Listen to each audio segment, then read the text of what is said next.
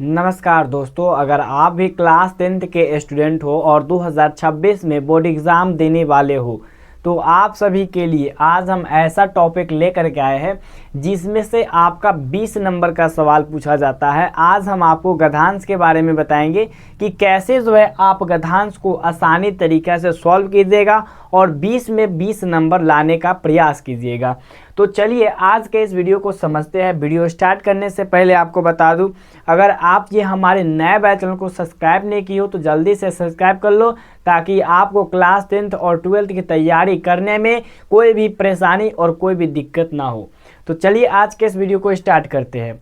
दोस्तों, सबसे पहली बात आपको बता देते हैं कि बहुत सारे बच्चे जो होते हैं गद्यांश में गलती कर बैठते हैं और उनका 20 नंबर नुकसान हो जाता है। लेकिन आज ये 5 मिनट का वीडियो देखने के बाद आपको जो है वो 20 नंबर नुकसान नहीं होगा और 20 में 20 लिख करके आओगे, ये मेरा फुल गारंटी है। और आज मैं ये ऐसे आपको बताऊंगा जैसे मैं एक स्टूडेंट हूँ और स्टूडेंट के जैसा कैसे पढ़ना है और कैसे बताना है ये हम आपको आज बताऊंगा। रियलिटी में किस प्रकार से खोजना है। ऐसा नहीं है कि सारे आंसर एक के बार में सरासर आंसर लिख दूं, ऐसा नहीं करूंगा। सबसे पहले चीज़ समझिए गद्यांश होता क्या है। तो गद्यांश में क्या चीज़ दिया जाता है जिसके बारे में पहले एक चीज़ आपको यहाँ से यहाँ तक देखने को मिल जाएंगे, ठीक है। तो इसमें एक किसी भी चीज़ के बारे में बताया जाता है और उसमें से आपको यहाँ से क्वेश्चन पूछा जाता है और ये 1 2 3 4 5, अगर आप 5 प्रश्न का उत्तर दीजिएगा तो आपको मिलेगा 10 नंबर। और इसी प्रकार से एक और गद्यांश मिलेगा जिसमें 10 नंबर, टोटल 20 नंबर का होता है और इसमें गलती एक भी नहीं करना है। सबसे पहली चीज़ देखिए आपको करना क्या होगा, यहाँ से पढ़िए कि आदर्श व्यक्ति का कर्मशीलता में ही अपने जीवन का सफलता समझता है। जो आदर्श व्यक्ति होता है वो कर्मशीलता में ही है अपने जीवन को सफलता समझता है। अब ध्यान दीजिएगा, यहाँ पे आप एक एक करके लाइन पढ़िएगा। फिर जीवन का जो प्रत्येक, ठीक है ना, क्षण वह अपने कर्म में लगाता है। विश्राम और विनोद के लिए उसके पास नियत समय रहता है, ठीक है। शेष समय जन सेवा में व्यतीत होता है। हाथ पर हाथ रखे धरे बैठने को वह समय की समान समझता है। काम करने की उसमें लगन होती है, उत्साह होता है। विपत्तियों में भी वह अपने चरित्र का सच्चा परिचय देता है। धीरे धीरे नई कुर्सियों से वह बड़े बड़े संकट से, ठीक है ना, पर्वतों का तोड़ देता है। उसकी कार्य क्षमता देखकर लोगों ने दांतों तले उंगलियां दबा दी। संतोष उसका धन है, वह परिस्थितियों का दास नहीं, परिस्थितियों से उसकी दासी है। इतना एक बार आपको अच्छे ढंग से पढ़ लेना है। अब यहाँ पे देखिए इसका आंसर कैसे लिखेंगे। सबसे पहले आपको पन्ना मिलेगा जिसमें आपको ये लिखना रहेगा, क्या लिखिएगा, प्रश्न संख्या, ठीक है।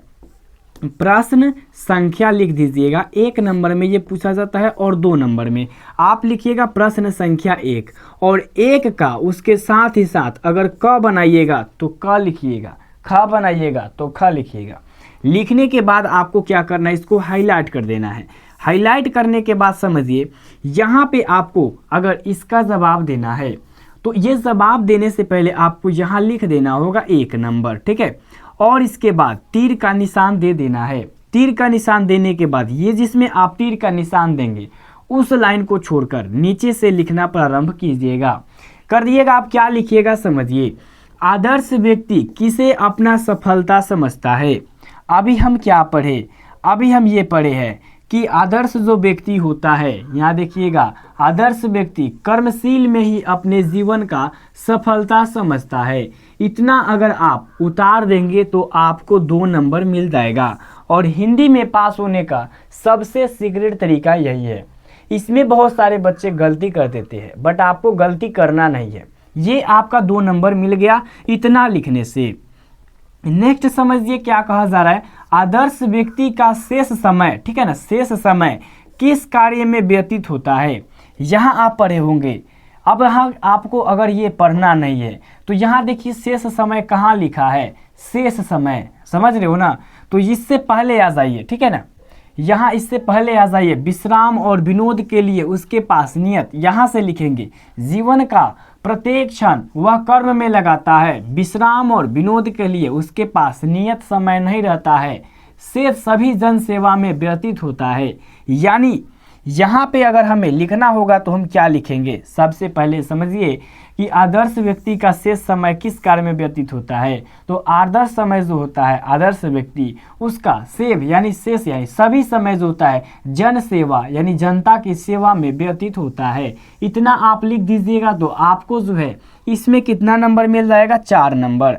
फॉर एग्जाम्पल यहाँ देखिएगा आप ध्यान से, ठीक है। यहाँ ध्यान देने वाली बात यह है, इसमें आपको यहाँ से यहाँ 2 नंबर मिल जाएगा, ठीक है, और यहाँ से यहाँ आपको 2 नंबर मिल जाएगा। 4 नंबर आपको कंप्लीट हो गया। नेक्स्ट आपसे क्या पूछा जाएगा? आदर्श व्यक्ति आराम से बैठना किसके समान समझता है? तो हाथ पर हाथ धक के बैठने को वह समय समान समझता है, ठीक है। यहाँ देखिएगा ध्यान से क्या कहा जा रहा है। कहा यह जा रहा है कि जो आदर्श व्यक्ति का जो ये तो हम बना लिए, ये आदर्श व्यक्ति आराम से बैठना किसके समान समझता है। यहाँ देखिए हाथ पर हाथ धरे बैठने को वह समय की समान समझता है, काम करने पे उसके लगन होती है, उत्साह, विपत्तियों में भी क्या करता है, वह अपने चरित्र का सच्चा परिचय देता है। धीरे धीरे नए कुरीतियों से वह बड़े बड़े संकट से पर्वतों को तोड़ देता है, ठीक है ना। इसके बाद यहाँ आप देख सकते हो संतोष धन है, वह परिस्थिति दास नहीं है। अगर नहीं मिले तो आपको फिर एक बार देखना है। क्या कहा जा रहा है कि आदर्श व्यक्ति कर्मशील में अपने जीवन की सफलता समझता है, जीवन का प्रत्येक क्षण वह कर्म में लगाता है, विश्राम और विनोद के लिए उसके पास नियत समय रहता है और सारा चीज जनता पर लुटाता है। हाथ पर हाथ धर के बैठने को वह समय की समान समझता है, ठीक है। तो यहाँ पे ये कहा जा रहा है कि आदर्श व्यक्ति आराम से बैठना किसके समान मतलब कि समझता है। तो इस यहाँ पे अगर हम बात करें तो सबसे बड़ी चीज़ इसमें अब नहीं मिल रहा है, तो हम क्या समझेंगे, क्या इसमें क्या लिखेंगे? सबसे बड़ी चीज़ यहाँ पे यही आती है और बहुत सारे बच्चे, बहुत सारे स्टूडेंट गलती करते हैं। और अभी हम जो बता रहे ये इस टाइप से स्टूडेंट बनाते हैं, उसी तरीका से हम समझाने का प्रयास कर रहे हैं कैसे आपको खोजना है मेरी तरह। ये नहीं कि मैं देख करके और फटाफट आपका आंसर बता दूं। आपकी जो रियलिटी है ना उससे मैं जानता हूं, इसीलिए इस तरीका से बता रहा हूं, एकदम स्टूडेंट के जैसा। कहाँ पे है? यहाँ पे आदर्श व्यक्ति का आराम से बैठना किसके समान समझता है? तो हाथ पर हाथ धरे बैठने को वह समय की मतलब कि समान समझता है। हाथ पर हाथ धके बैठने को यही लाइन इसमें लिखाएगा, और कहीं पे इसमें छूट गया होगा तो वो अलग बात है, बट इसी टाइप से यही जो है ना, ये पैराग्राफ, यही आराम की बात कहा जा रहा है और यही चीज़ इसमें हम क्या करेंगे, लिखेंगे। नेक्स्ट आपसे क्या पूछा जाएगा? संतोष किसका धन है? संतोष उसका धन है। किसका धन? देखिए उसकी कार्य क्षमता देखकर लोग दांतों उंगली दबा देते हैं और संतोष उसका धन है। यानी जो आदर्श व्यक्ति होते हैं, जो काम करते हैं, उनका जो है संतोष क्या है, धन है। ये बात बहुत ही इम्पोर्टेंट है और ये मैं एक स्टूडेंट के जैसा बता रहा हूँ। नेक्स्ट आपको कौन परिस्थितियों का दास नहीं है?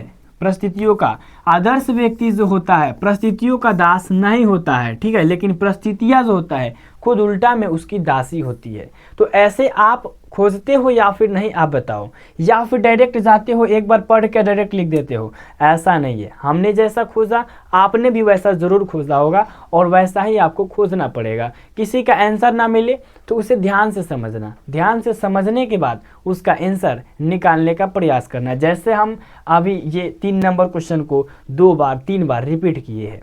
आई होप कि आज का वीडियो आपको समझ में आई होगी और इससे आपका 20 नंबर कंप्लीट ज़रूर होगा। मिलते हैं नेक्स्ट वीडियो में, तब तक के लिए जय हिंद, जय भारत।